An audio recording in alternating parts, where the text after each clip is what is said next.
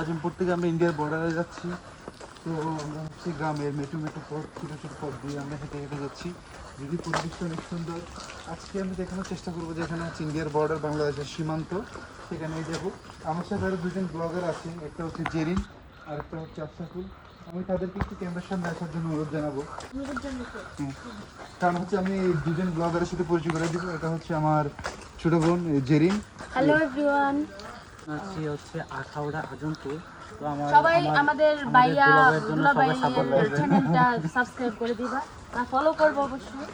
সাথে আমাদের চ্যানেলটা ঘুরে সাথে আমাদের একটু ঘুরে আসতে পারো। আশরাফুল ব্লগ। আমি একটা জেরিন সিক্রেট রেসিপি। তুমি না যাও।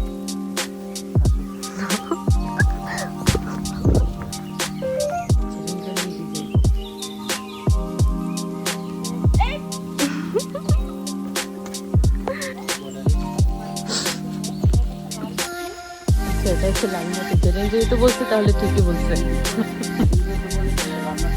হ্যাঁ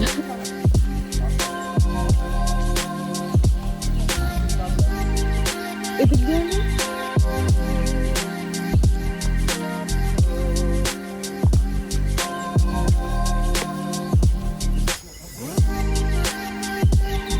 পরিবেশটা সো কুল।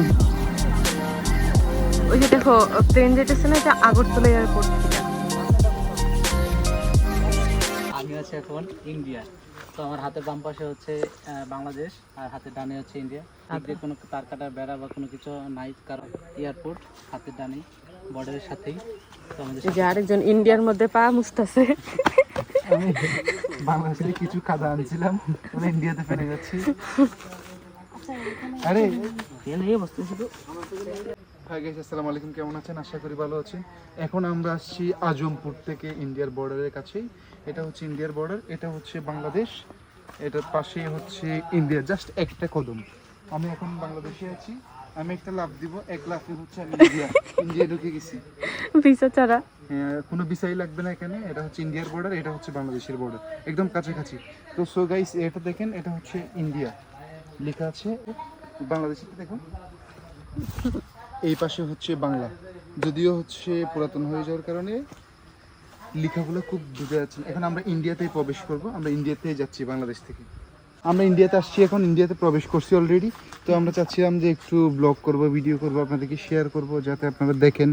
নেক্সট টাইম যদি আপনারা আসার সুযোগ হয় তাহলে হচ্ছে অনেক চিল করতে পারবেন। আল্লাহ পিছলা কিন্তু সাবধানে।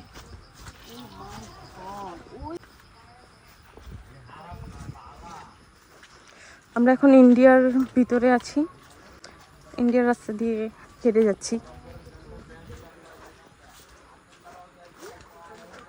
হাই গাইস, যদিও আমরা পাসপোর্ট ছাড়া যাচ্ছি, যদি বিএসএফ আমাদেরকে ধরে তাহলে হচ্ছে তাদের কাছে এই ক্ষমা চেয়ে নিতে হবে, কারণ হচ্ছে আমরা চুরি করেই ঢুকতেছি। এটার ভিতরে সুন্দর বাগান, আর ওই পাশে গেলে ইন্ডিয়াতে এটা মালটা মালটা বাগান। ওয়াও, এই জায়গায় লটকন বাগান আছে। গাইস এখন আসছি আমরা আজমপুরের 0 পয়েন্টে। এখানে হচ্ছে একটা বাগান আছে, পাশে হচ্ছে ইন্ডিয়ার বর্ডার। এটা হচ্ছে মালটা বাগান, দেখা যাচ্ছে অনেকগুলো মালটা আছে, ছোট বড়। এখানে হচ্ছে ছোট, এগুলো হচ্ছে বড় বড় মালটা। আমরা একটা ট্রাই করে দেখবো, যদি মিষ্টি হয় আমরা নিয়ে যাবো কিছু। যদিও এটা হচ্ছে বাংলাদেশের মানুষেরই বর্ডারের পাশে। তো আমি আপনাদেরকে দেখানোর চেষ্টা করছি। এখানে দেখেন অনেকগুলো মালটা, কিন্তু অনেক বড় বড় মালটা। যদি মালটাগুলো অনেক টেস্ট, আমরা টেস্ট কেমনে বুঝছো? না, আমরা যখন নেক্সট টাইম আসবো তখন আবার ট্রাই করব। ততক্ষণ আমাদের সাথেই থাকুন।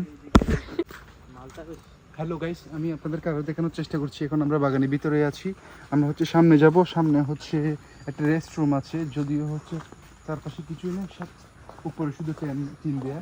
যারা দূর দূরান্ত থেকে আসে তারা এখানে রেস্ট করে নি। তোমার বলছে এখানে ওরা বাগানের মালিক পাহারা দেয়। রেস্ট করবো, কারণ হচ্ছে আমরা অনেক দূর থেকে আসছি, যদি ইন্ডিয়া থেকে আসছি, বাংলাদেশ বর্ডার ক্রস করে ইন্ডিয়া থেকে এসেছি, আমরা একটু রেস্ট করে নিব। হ্যালো গাইস, সো গরিব গাইস, কেউ কি রেস্ট করবে? আমি রেস্ট করব। ইন্ডিয়া থেকে এসেছি, অনেক ক্লান্ত হয়ে গেছি ব্লগ করতে অনেক ক্লান্ত, যার কারণে একটু রেস্ট করে নিই। একটু পরে খাওয়া দাওয়া করবো আমরা, আশেপাশে যদি কোনো দোকান পাই। আমরা একটা পেয়ার উপরে খেতে চুর দিতে, একটা পেয়ারা জানা খাই। মানুষের বাগানে চুরি করে এলাকার পেয়ারা অনেক মজা তো।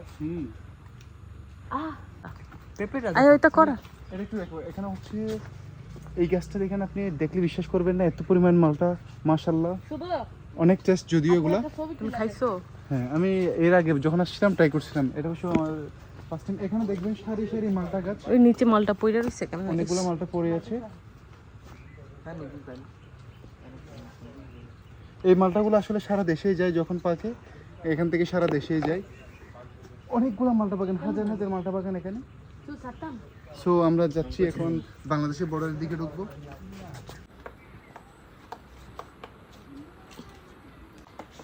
এটা হচ্ছে ইন্ডিয়ার বর্ডারের কাছে আজমপুর জিরো পয়েন্টে। এখানে কিছু কাঁঠাল গাছ আছে, যদি কাঁঠালগুলো অনেক পাকছে, এগুলো তো অনেক সুস্বাদু।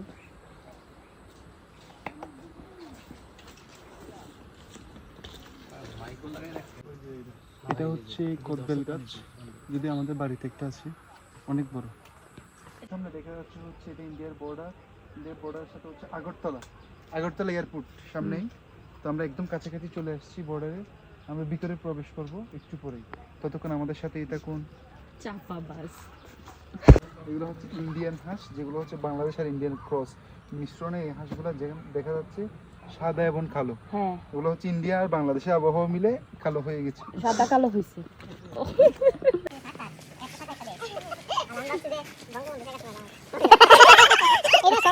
না, এখন আমরা ইন্ডিয়া থেকে বাংলাদেশে ঢুকলাম।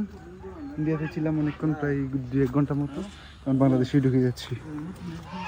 যদি অনেক টায়ার্ড, আমরা অনেকগুলো পথ হেঁটে আসছি। এটা হচ্ছে ইন্ডিয়ার পুকুর। এখানে যদি গোসল করা হয় তাহলে হচ্ছে জরিমানা করা হয় 200 টাকা করে। আজেরা যদি আমাদের মানিব্যাগ থাকা, যার কারণে আমরা হচ্ছে এখানে গোসল করতেছি না। এখন আমরা হচ্ছে বাংলাদেশের ভিতরে প্রবেশ করছি। এতক্ষণ ইন্ডিয়াতে ছিলাম, অনেকক্ষণ ছিলাম। তো এখন আমরা বাংলাদেশেই প্রবেশ করলাম। দেখেন বাংলাদেশ বর্ডার গার্ড, বাংলাদেশ, বাংলাদেশ। আশিকিলাহি।